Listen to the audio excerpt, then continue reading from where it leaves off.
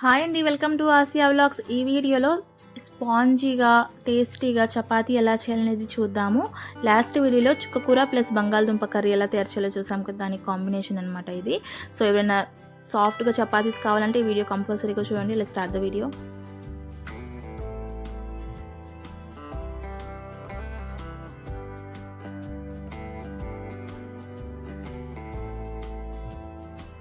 So సాఫ్ట్గా స్పంజీగా చపాతీ చేయడానికి ముందుగా మనం గోధుమ పిండి అయితే తీసుకుంటున్నాము. ఇది మేమేం తీసుకున్నామంటే ఆశీర్వాద్ ఆటా విత్ మల్టీగ్రెయిన్స్ అయితే తీసుకున్నాము. నార్మల్ గోధుమ పిండి కూడా ఉండిద్ది, బట్ ఇది కొంచెం టేస్ట్ బాగుండిద్ది అని చెప్పేసి ఇదైతే తీసుకుంటున్నామండి. సో ఎంతమంది తింటారు, ఎంత క్వాంటిటీ చూసుకోవాలి, అది మీ ఇష్టం అనమాట. సో మా ఇంట్లో చాలామంది ఉన్నారు, ఒక 13 మెంబర్స్ అయితే ఉన్నాము. సో మాకు కొంచెం ఎక్కువగానే పట్టింది. సో మేమైతే ఇక్కడ గోధుమ పిండి అయితే వేసుకొని తర్వాత టేస్ట్కి సరిపడా ఉప్పునైతే అయితే వేసుకున్నాను. మరి ఇంత ఉప్పు వేస్తారో గోధుమ పిండి అనుకోవచ్చు, మాకు క్వాంటిటీ కొంచెం ఎక్కువ. సో అందుకోసం అని చెప్పి సాల్ట్ కొంచెం ఎక్కువగానే పట్టింది. అది మొత్తం వేసుకొని మొత్తాన్ని మంచిగా కలుపుకున్న తర్వాత ఇక్కడ మనం ఆయిల్ అయితే వేసుకుంటున్నాము. సో ఆయిల్ కూడా వేసుకొని మొత్తాన్ని మంచిగా అయితే కలుపుకోవాలి. ఆయిల్ వేయడం వల్ల ఏంటంటే మనకి సాఫ్ట్గా వస్తాయి. సో ఇక్కడ మనం ముందుగానే స్టవ్ అయితే ఆన్ చేసేసుకొని ఆన్ చేసుకున్న తర్వాత వాటర్ అయితే బాయిల్ చేసుకుంటున్నాము. మరీ ఎక్కువ కూడా బాయిల్ చేయడం అవసరం ఉండదు, కొంచెం గోరువెచ్చగా ఉంటే సరిపోయింది అనమాట. జస్ట్ మనం పిండిని కలపడానికి సరిపోయేటట్టు మనం కలుపుకోవాలి. సో ఇక్కడ కొంచెం కొంచెం వాటర్ వేసుకొని గోధుమ పిండి మనకి ముద్ద టెక్స్చర్ వచ్చే వరకు వాటర్ వేసుకొని కలుపుకోవాలి. గోరువెచ్చని నీళ్లు వేయడం వల్ల ఎప్పుడైనా మనకి చాలా అంటే చాలా స్పాంజీగా అవుతాయి అన్నమాట చపాతీస్. సో మా హస్బెండ్ దీంట్లో ఎక్స్పర్ట్. సో బాగా కలుపుతారు మా హస్బెండ్ చపాతీ. సో ఇప్పుడు మా హస్బెండే చేస్తున్నారు. సో ఇంకా మొత్తాన్ని మంచిగా ముద్దలాగా చేసుకున్న తర్వాత దీంట్లో మనము మూత పెట్టుకొని అది అరగంట సేపు కానివ్వండి, పావుగంట సేపు కంపల్సరీగా నానబెట్టుకోవాలి. మనం చూసారు ఇక్కడ హోల్ పెడితే ఎంత సాఫ్ట్గా వెళ్ళిపోతుందో. ఇలా మనము ఒక అరగంట సేపు నానబెడితే టేస్ట్ చాలా బాగుంటుంది, చాలా సాఫ్ట్గా కూడా అవుతుంది. అప్పటికప్పుడు అంటే మనకి కొంచెం గట్టిగా పడతాయి అనమాట. ఇలా ట్రై చేయండి మీరు కూడా, చాలా సాఫ్ట్గా అవుతాయి. సో మా ఇంట్లో ఏంటంటే కొంచెం జంబో సైజ్ చపాతీసే తింటాము. సో ఇలా మనం ఇంత ముద్ద తీసుకోవాలి. మళ్ళీ చాలామంది దీంట్లో ఈ ముద్దలోనే ఒక 2 చపాతీస్ చేస్తారు, బట్ మేమేంటంటే కొంచెం జంబో సైజ్ చపాతీసే చేసుకుంటాము. సో ఇలా చేసుకుంటే ఏంటంటే మనకి 2 చపాతీస్ తిన్నా సరిపోయింది. మళ్ళీ పల్చగా తింటే ఏమైందంటే ఒక 4 తిన్నా మనకి కడుపు నిండినట్టు ఉండిద్ది. సో ఇలా మనము చపాతీ ముద్ద తీసుకొని ఒకసారి అయితే మనం రోల్ చేసుకోవాలి, చపాతీ లాగైతే చేసుకోవాలి. సో చాలామందికి చపాతీస్ చేస్తే గట్టిగా అయిపోతాయి. ఎప్పుడైనా మనము పిండిలో కొంచెం ఉప్పు ఆయిల్ వేసుకొని ఒకసారి కలుపుకున్న తర్వాత దాంట్లో గోరువెచ్చని నీళ్ళు వేస్తే మనకి చాలా అంటే చాలా సాఫ్ట్గా ఉంటుంది. చాలా అంటే దూదిలాగా బన్లాగా ఉండిద్ది అనమాట.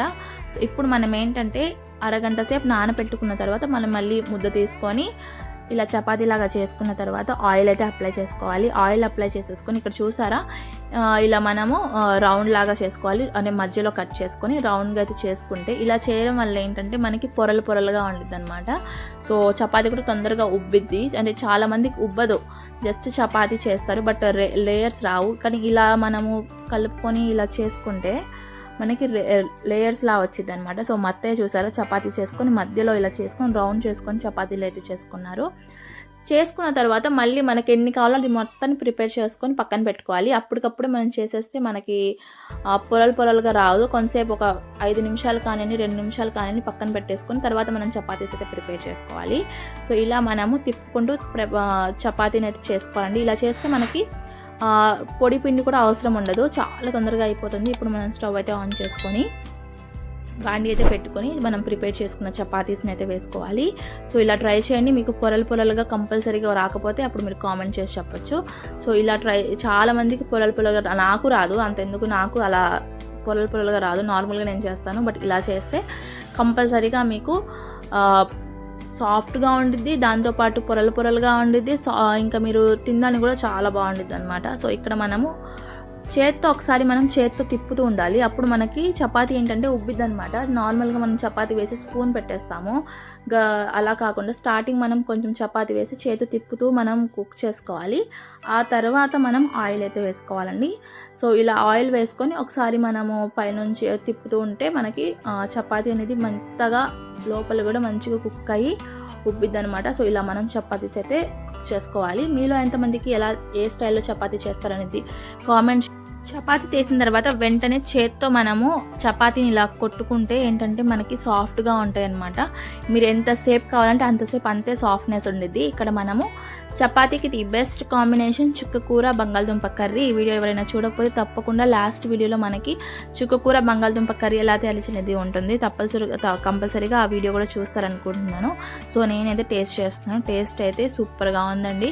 సో ఎప్పుడైనా మనకి చల్లగా ఉన్నప్పుడు ఈ చపాతీ ప్లస్ చుక్కకూర బంగాళదుంప కర్రీ తింటే చాలా బాగుండుద్ది. సో చపాతీ అయితే నా ఫేవరెట్ అనమాట. నేను అర్ధరాత్రి 2 అయినా లెగిసి చపాతీ పిండి చేసుకొని తింటాను. నాకు అంత ఇష్టం చపాతీ అంటే. సో ఇక్కడ చాలా సాఫ్ట్గా ఉంది. చపాతీ కూడా సూపర్ టేస్టీగా ఉంది. మీరు కూడా ట్రై చేయకపోతే తప్పకుండా ఇలా ట్రై చేయండి. చపాతీస్ని మీకు కూడా కంపల్సరీగా సాఫ్ట్గా ఉంటాయి, చాలా టేస్టీగా కూడా ఉంటాయి. ఒకసారి మీరు కూడా ట్రై చేసి ఇలా ఎలా ఉందో కామెంట్ చేయడం మర్చిపోబాకండి. మా ఛానల్ని సబ్స్క్రైబ్ చేయకపోతే ప్లీజ్ సబ్స్క్రైబ్ ఆసియా వ్లాగ్స్. అలానే సపోర్ట్ చేస్తే మేము ఇంకా మంచి మంచి వీడియోస్ అయితే పోస్ట్ చేస్తాము. Thanks for watching Asia vlogs. Thank you. Bye.